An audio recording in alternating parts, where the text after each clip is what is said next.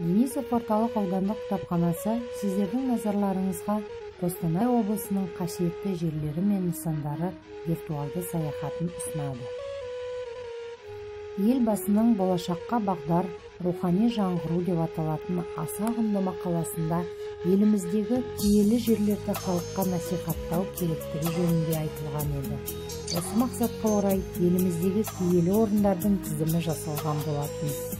Мұндай тізім Қостанай облысында да пайда болды.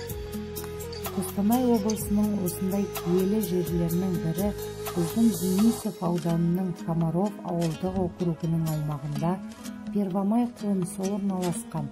Біздің дәуірімізге дейінгі 3-ші мыңжылдықтың басында Қазақстан аумағындағы ежелгі үнді еуропалық тайпалардың протоқала мәдениетінің Қазақстандағы жалғыз ескерткіші. Осы бірегей ескерткішті бірінші болып сипаттаған Виктор Николаевич Логвин оған Қазарк, яғни қазақстандық арқайым атауын берген. Қостанай облысының киелі орындары маңызы жоғары, халық тарапынан ерекше құрметке ие, табиғи немесе мәдени мұра және сәулеті айрықша діни мәнге ие ескерткіштер мен кесенелер.